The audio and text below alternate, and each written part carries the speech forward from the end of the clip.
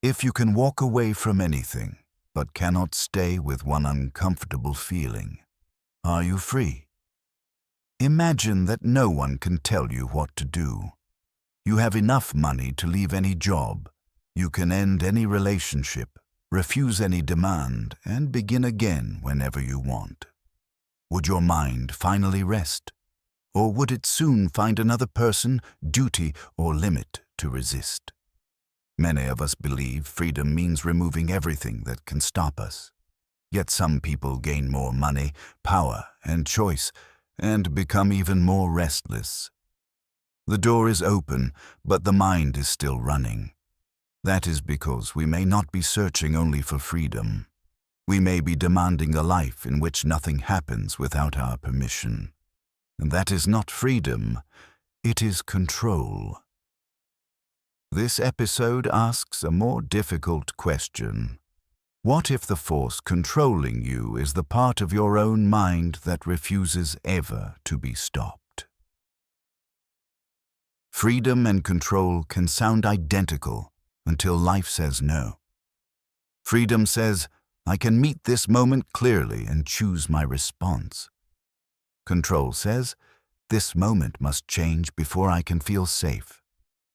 Watch what happens when someone disagrees with you, a plan changes, or a responsibility cannot be avoided.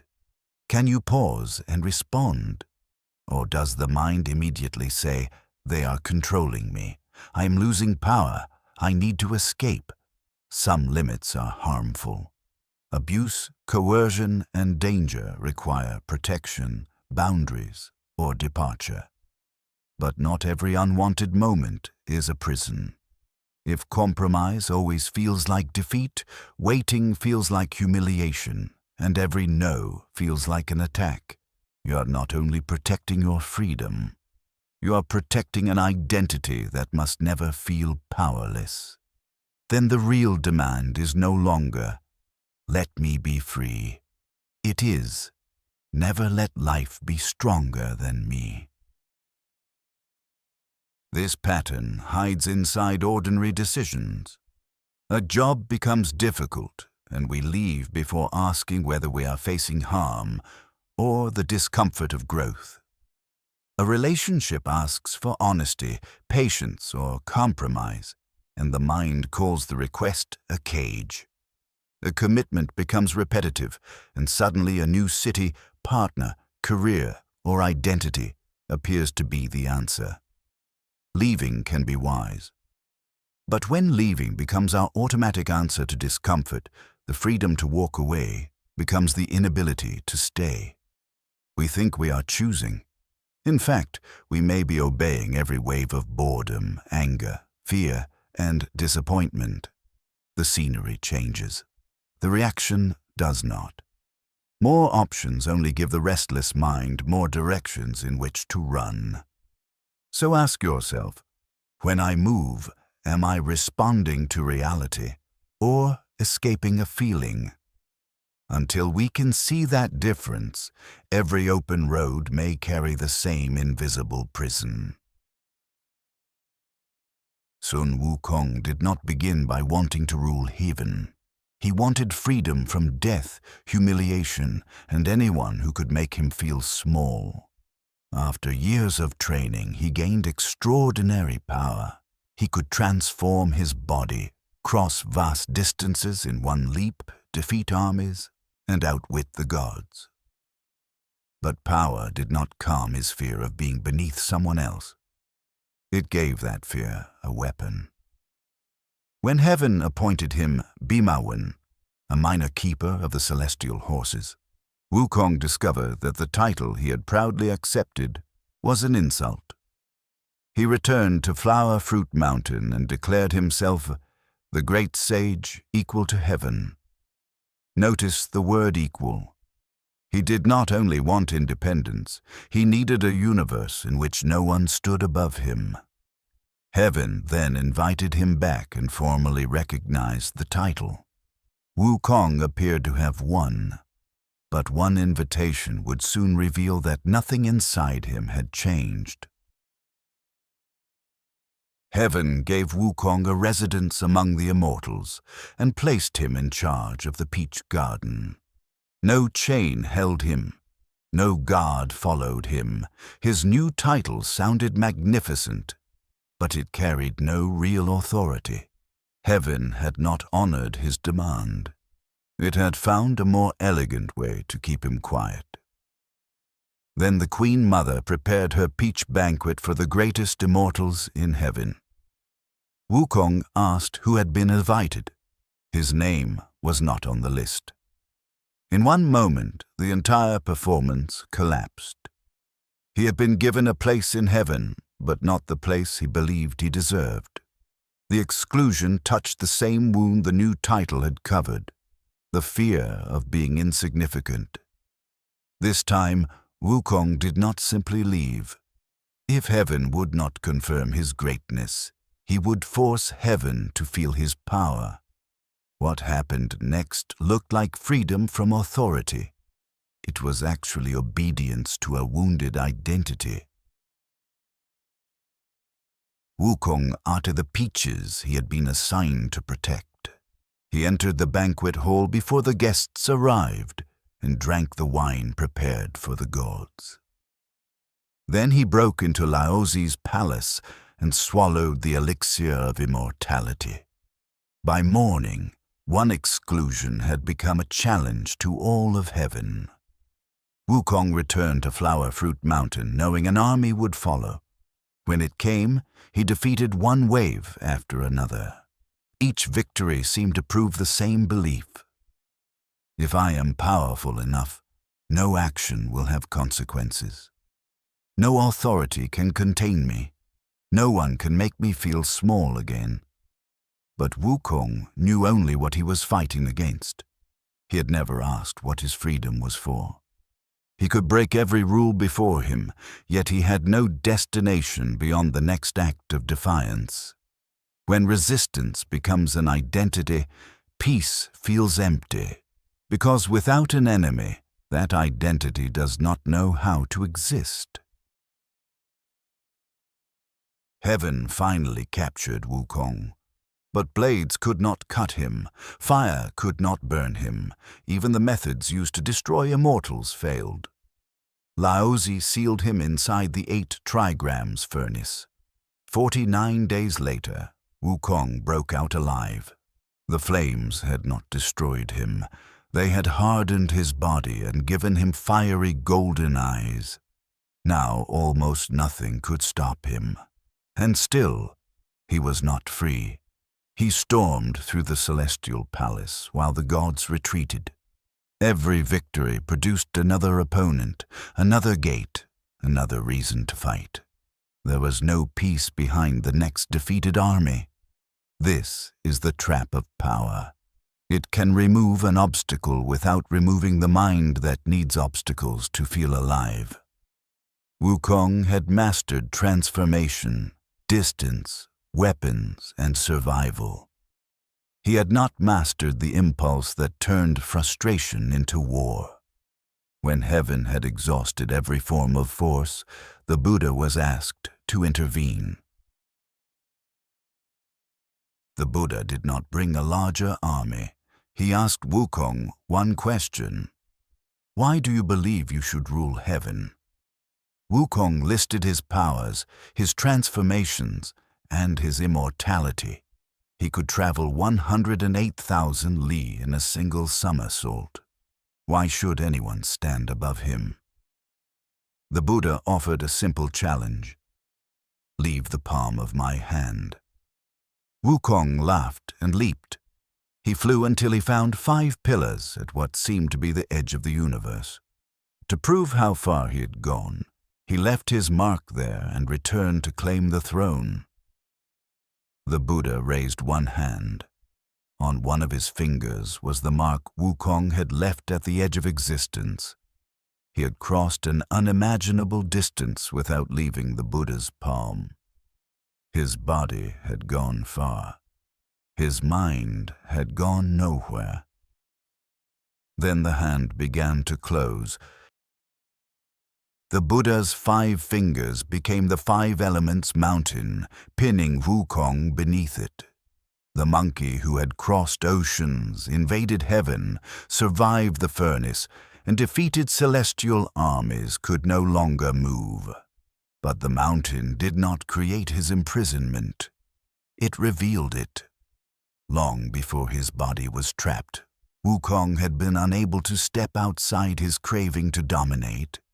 He could travel anywhere, except beyond the need to prove himself. He had escaped heaven's titles, rules, and armies. He had not escaped the identity that required an enemy. That is why his enormous freedom never felt like freedom. Wherever he went, his fear of powerlessness went with him. The mountain made visible what speed had allowed him to avoid. Why does the mind continue demanding more power, more choice, and more control, even after it gets what it wants? The Buddha's teaching gives a direct answer. The Buddha called this pattern Tanha. Tanha means craving, but its literal image is thirst. It is not the same as a goal, preference, or healthy intention. The difference appears when reality refuses us. A healthy intention says, "I want this, and I can remain present if it does not happen." Craving says, "This must happen, or I cannot be at peace." Craving makes inner freedom depend on an external result. When the result arrives, tension fades for a moment. Then the mind selects another condition. Wukong wanted respect, then equality, then immunity from consequences, then the throne of heaven. The object changed, but the demand remained. Something outside me must change before I can rest. This is why satisfying craving does not end the thirst. It trains the mind to ask again. To understand how this happens in us, we need to see the 3 directions in which craving moves. The Buddha described 3 forms of tanha. Kama tanha is craving for pleasure, comfort, and desirable experience. It says, "Give me what feels good." Bhava tanha is craving to become someone more powerful, important, secure, or complete. It says, "The person I am now is not enough. A better identity will save me." Vibhava tanha is craving to make an unwanted feeling, condition, or version of ourselves disappear. It says, "Remove this fear, destroy this weakness, make sure I never feel powerless again." Wukong was driven by the last 2. He had to become equal to heaven, and everything that made him feel inferior had to be defeated. One craving built a larger self. The other attacked whatever threatened it. Both postponed freedom. I will be free after I become more. Or, I will be free after everything unwanted is gone. But craving does not remain only a desire. Repeated often enough, it becomes an identity. Buddhism calls this next movement upadana, clinging. Clinging is not only what we hold, it is what begins to hold us. Wukong first wanted freedom from heaven's control, then freedom became a self-image. I am the great sage, equal to heaven. Once he clung to that identity, every disagreement became personal. Every limit threatened who he believed himself to be. He no longer had to ask whether a battle was wise. The identity had already answered. This happens in ordinary life. A thought becomes a position. The position becomes my position. Then defending it becomes defending me. Life is divided into whatever confirms the identity and whatever threatens it. We call this self-protection. But when an identity decides our reaction before we have seen the situation clearly, our freedom has already disappeared. Wukong thought no one could command him. Yet 3 forces inside his own mind were giving the orders. Buddhism names those forces the three poisons: greed, aversion, delusion. Greed demanded more status and power. Aversion turned every obstacle into an enemy. Delusion prevented Wukong from seeing that both were controlling him. Power did not remove the three poisons. It amplified them. A weak impulse can create limited damage. An invincible impulse can turn heaven into a battlefield. This is the difference between power and liberation. Power is the ability to do what desire tells you to do. Liberation is the ability to feel desire without being forced to obey it. Power expands what you can control. Liberation ends the demand to control everything. Wukong could defeat an army, but he could not experience anger without becoming its weapon. He ruled his surroundings. His impulses still ruled him. So liberation cannot begin with gaining more power. It begins by seeing clearly what is already using the power we have. Inner freedom does not mean becoming passive. It does not ask us to accept abuse, remain silent before injustice, or abandon our boundaries. We can leave. We can say no. We can protect ourselves and others. The question is not whether the action looks gentle or forceful. The question is, what is driving it? A clear no and a hateful no may use the same words, but one comes from understanding, the other is driven by fear, rage, or the need to prove something. The same action can be either freedom or compulsion. That is why craving cannot be ended by declaring war on it. If we attack desire, aversion has simply taken control again. If we shame ourselves, clinging creates a new identity, the person who must become perfectly spiritual. We need another way. Compassion must meet the fear beneath the craving. Awareness must see the craving before it becomes a command. When the mind says run, fight, or prove yourself, do not begin with judgment. It may have formed when you are controlled, ignored, humiliated, or trapped for too long. The mind learned, to be safe, I must always have a way out. That strategy may once have protected you, but a protection repeated after the danger has passed can become another prison. Compassion does not say every reaction is correct. It says, I understand why you are afraid. You do not have to face this moment alone. But fear does not have to make the next decision. This is how the inner war begins to end. Wukong treated every wound as proof that he needed more power. He never turned toward the pain his fury was defending. Until pain is met with compassion, control will continue to feel like survival. Once compassion softens the struggle, awareness can show us what is actually happening. Pause and look directly. A desire is here. Anger is here. The body is tightening. A thought is saying, I must leave. I must win. I cannot allow this. How do you know these experiences are present? Because they are being known. This simple, immediate knowing is what we call awareness. It is not a higher ego watching from a distance.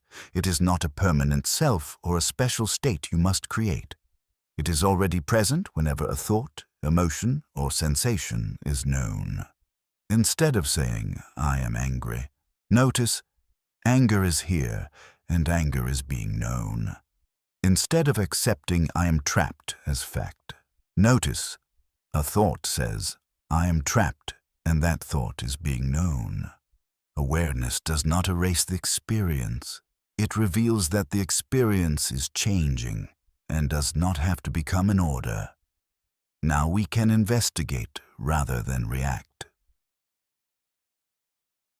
When you feel controlled, rejected, or desperate to escape, do not begin with, what should I do?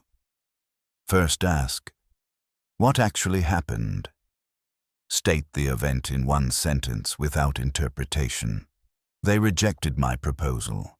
They changed the plan. They asked me to wait. They disagreed with my decision. Then ask, what story did the monkey mind add? It may say, they do not respect me. They are trying to control me. If I accept this, I am weak. I must leave now. Do not suppress the story or assume it is false. Some interpretations may be accurate. Simply name it. The mind is telling a story about disrespect. The mind is predicting that compromise will become imprisonment. This separation is crucial. Facts tell us what occurred. Stories tell us what the mind believes it means. Only when we stop confusing the two can we see whether the present situation is dangerous or whether an old wound has entered the room. Now bring attention to the body. Where do you feel the reaction? The chest, the throat, the jaw, the stomach? Do not rush to explain or remove it. Ask gently, what is this reaction trying to protect? It may fear humiliation, helplessness, rejection, or not being heard again. Meet that fear with compassion. I understand why this hurts. You are allowed to be here, but you do not have to lead. Then ask the third question.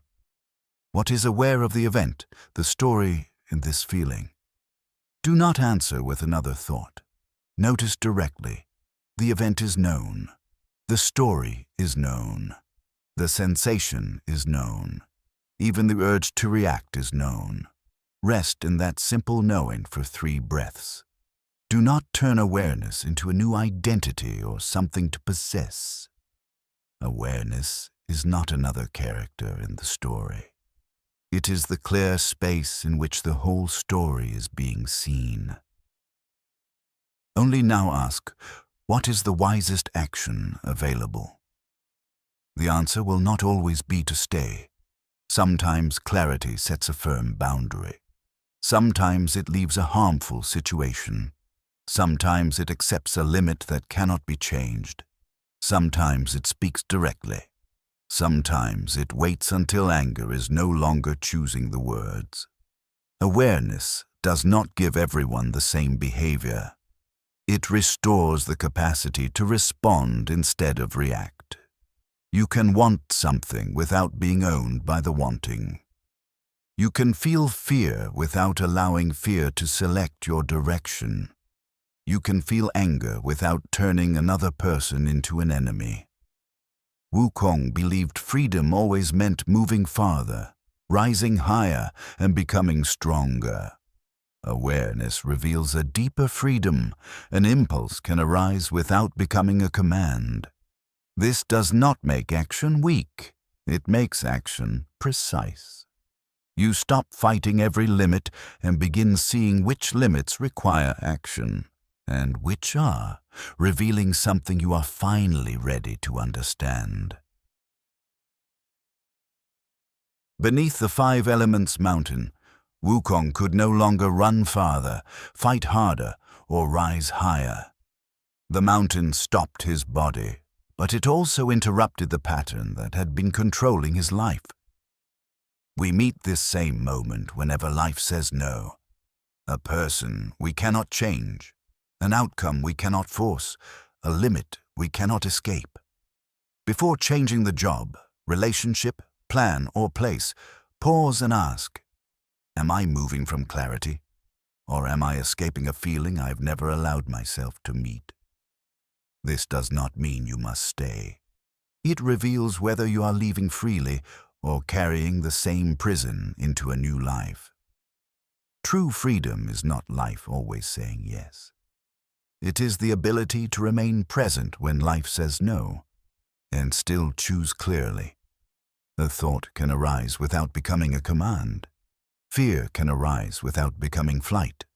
A limit can appear without becoming a prison. Wukong searched for a larger sky. His mind turned every sky into a cage. But when craving is seen clearly and its wound is held with compassion, The sky no longer has to change before we can breathe. You are not free because nothing can stop you. You are free when what arises within you can no longer carry you away. The door to liberation was never beyond the next limit. It begins here, in the seeing.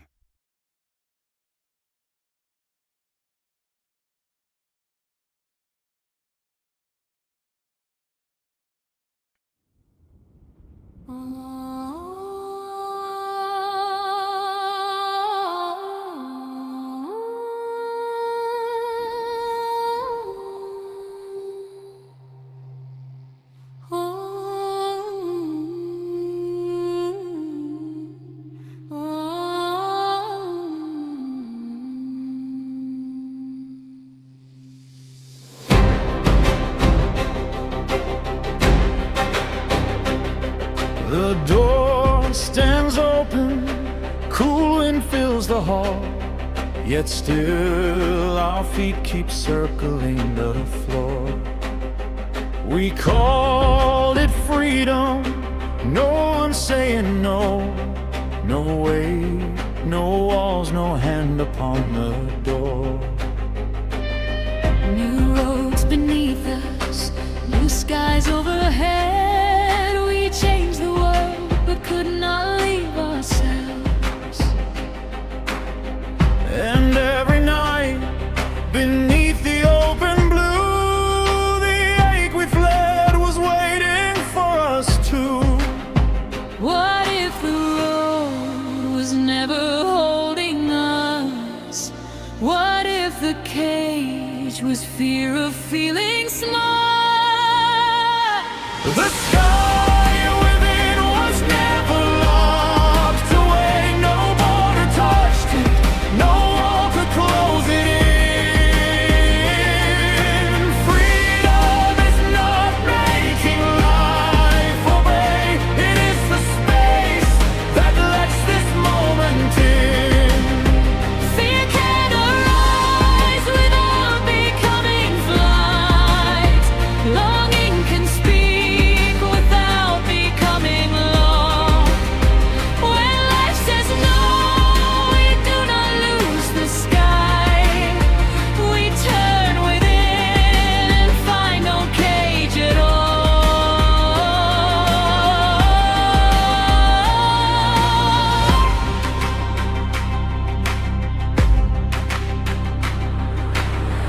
The Monkey King crossed oceans in one bound, broke heaven's gates and would not bow his head.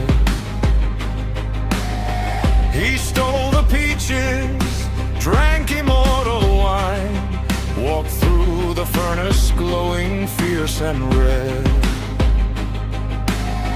10,000 soldiers could not make him kneel. No blade could touch the name he chose to claim. But one small title cut more deep than steel. If no one bows, then tell me who I am. Behind the crown, beneath the raging flame, a lonely fear kept reaching for a name.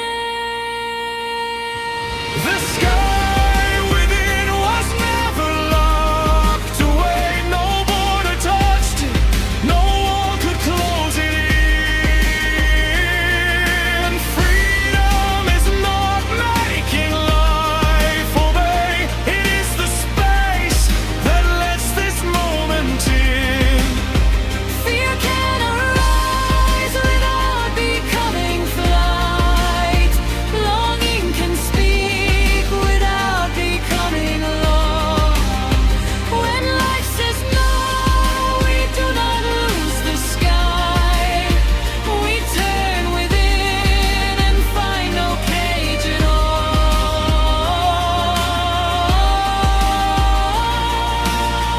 One somersault, he reached the world's far end.